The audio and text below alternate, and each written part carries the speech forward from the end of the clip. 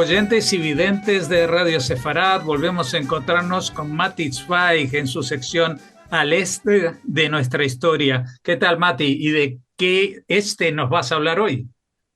Bueno, yo dije al este de nuestra historia, no dije cuánto este. En este caso son unos 8.000 kilómetros o 9.000 kilómetros al este de Europa del Este. Vamos a hablar un poco de la historia de los judíos de Mongolia, que al contrario que la gente se piensa, la gente que vive ahí se dice mongoles y no mongólicos. Es muy importante decirlo porque hay gente que se ríe hasta hoy en día pensando que de ahí proviene eso y no tiene absolutamente nada que ver. Fuera de que alguna gente en el devenir imaginario del occidente piensa que el tipo de ojos tiene que ver con gente que tiene problemas de Down, etcétera. No tiene nada que ver. Es un pueblo muy antiguo, es un pueblo que ha tenido épocas de grandeza con, por ejemplo, el Imperio Mongol de Genghis Khan, que además la gente no sabe de que no fue todo exactamente como nos los contaron. No fue simplemente ir, conquistar, arrasar, tirar sal y que no crezca más nada, que fue lo que nos enseñaron, sino de que también fueron un imperio como cualquier otro, dominando otros pueblos, e incluso en el caso de los judíos, pero también de las otras religiones. Genghis Khan, no voy a entrar ahora a eso porque es largo, pero tenía un montón de reglas y de leyes que aplicaban para cada religión por separado y cómo tratarlas, tanto a los judíos, al islam, al budismo y al hinduismo. Y en el caso de los judíos, por ejemplo, no hay evidencia exactamente de lo que es hoy en día Mongolia, pero adentrándose al imperio mongol que llegó hasta bien adentro de la China, en la corte de Kublai Khan, que era dentro de la China, estaba lleno de cortesanos judíos que eran asesores, médicos, astrónomos y de todo un poco. Y estaban muy bien tratados.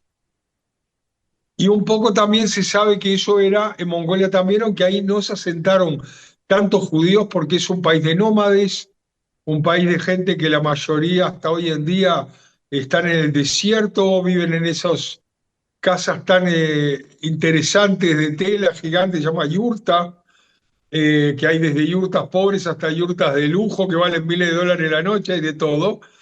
Y la mayoría de los judíos eran comerciantes y se asentaron en lo que es hoy en día Mongolia o en el Outer Mongolia, la Gran Mongolia, a partir del siglo XIX.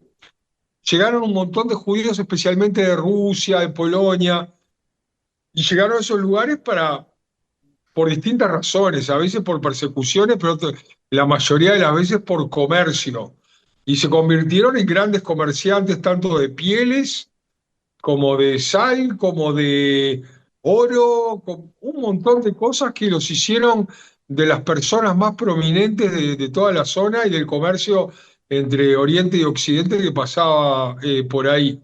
Ahora, ¿qué es lo que pasó al principio del siglo XX? Fue la Revolución Rusa, la Revolución Bolchevique.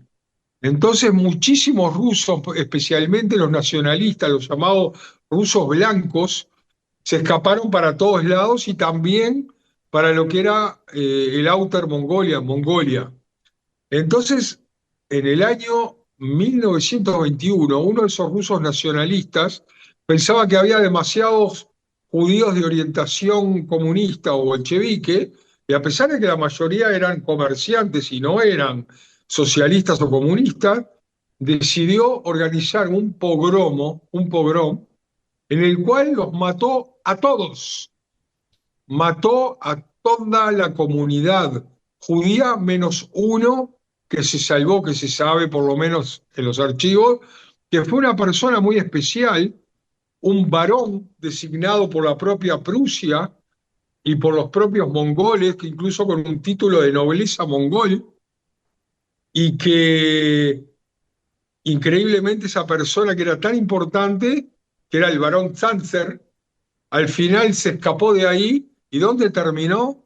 muriendo en el Holocausto, increíblemente. Sí, sí, sí. La persona que también mató a todos esos judíos es una especie de hombre, digamos, del ejército, que era también un varón que se llamaba Roman von Unger-Sternberg, que era ruso-prusiano y que había llegado ahí con todos los rusos. Luego, a partir del 1925-26, también siguieron llegando muchísimos judíos de Rusia, más que nada escapándose, digamos, de lo que estaba pasando en los años 20 en Rusia y en la Unión Soviética se venía formando, y llegaron por cientos de personas a lo que era Urga, que después se convirtió en la capital Ulan Bator. Ulan Bator es la capital de Mongolia, hasta hoy en día se llama así, y por ejemplo en 1926 se contaron 600 judíos rusos en la ciudad. También llegaron muchísimos judíos de Lituania en la época de la guerra, que escaparon hasta ahí, que habían ido a Siberia, algunos siguieron de largo y llegaron para ser parte de esa comunidad. Cuando se vino abajo la Unión Soviética, por supuesto, dejaron de haber ahí judíos, se fueron a Israel, a Estados Unidos, más que nada, y quedó un poco de gente. Hoy en día la comunidad es prácticamente inexistente. Hay un israelí que hace 30 años que vive ahí, él es como todo, es como judío, israelí, rabino, o sea, todo lo que venga para todos los judíos que pasan por ahí, o los turistas, o la gente que viene a hacer negocios. Eh, lo que sí hubo muy importante en el perfil de estos judíos que vinieron y que eran mercaderes. Muchos eran, ¿verdad? Algunos podían ser también que arreglaban zapatos, pero la mayoría estaban en grandes negocios y venían también desde las provincias siberianas, escapándose de que ya no podían hacer, digamos, negocios teniendo un país comunista, ¿no? Y muchos hacían negocios, grandes negocios, por ejemplo, de pieles, de maderas y de todo un poco con los propios chinos. E incluso exportaban a la China vacas, por ejemplo, y eran dueños de estancias. O sea, realmente no se puede creer que hasta en ese lugar hubieran judíos y que incluso muchos de ellos recibieron el Egde, que viene a ser como títulos de nobles de los mongoles.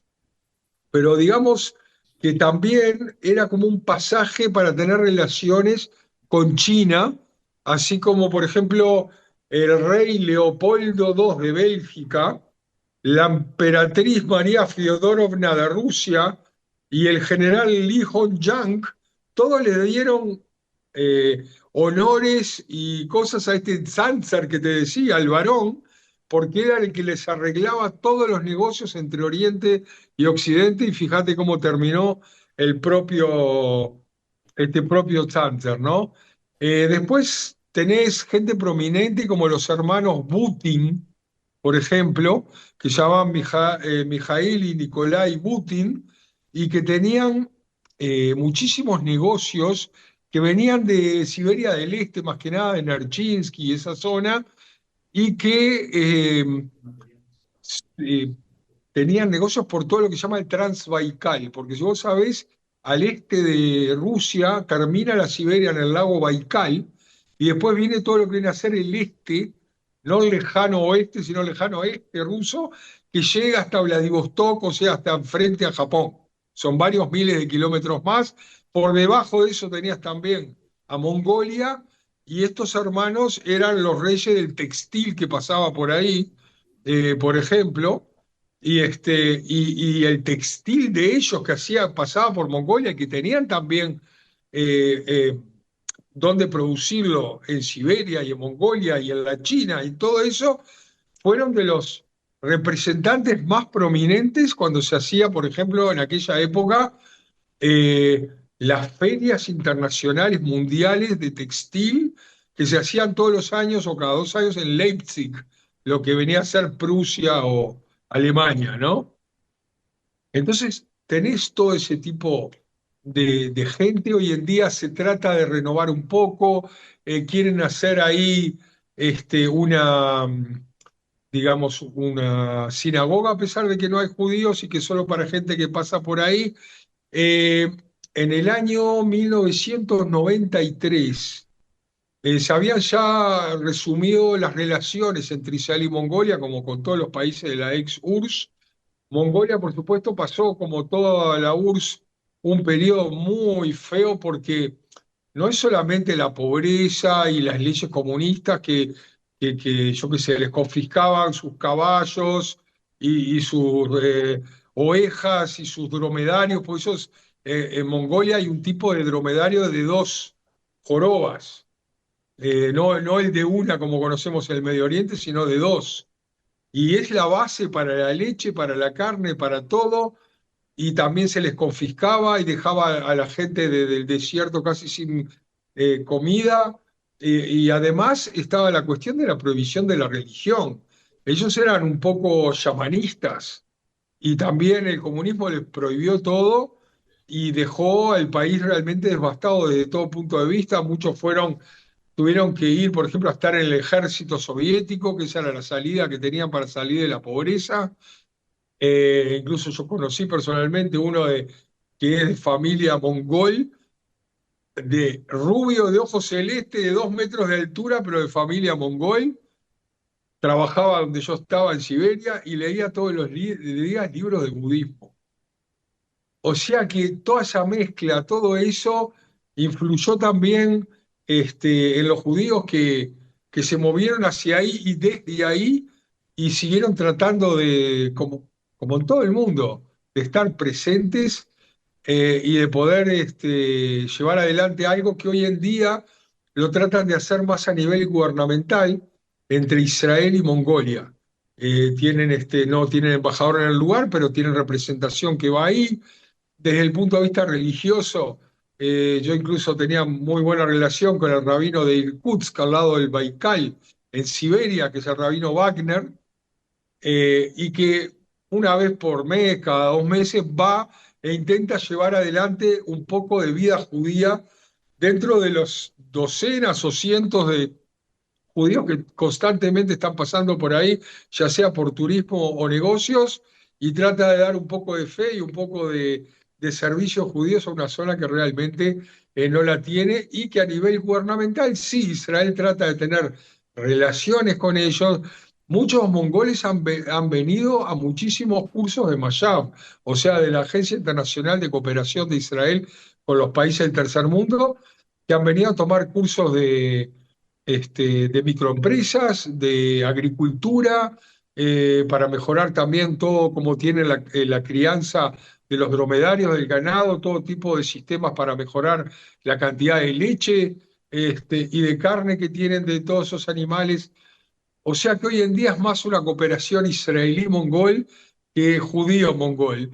Pero como nosotros sabemos, los judíos nunca paran de ser de moverse de un lado a otro y también siguen llegando hoy en día y a pesar de todas las avatares en contra que están lejos, en el que no hay comunidad, etcétera, siguen llegando y afianzando también sus raíces en esas zonas tan, pero tan lejanas.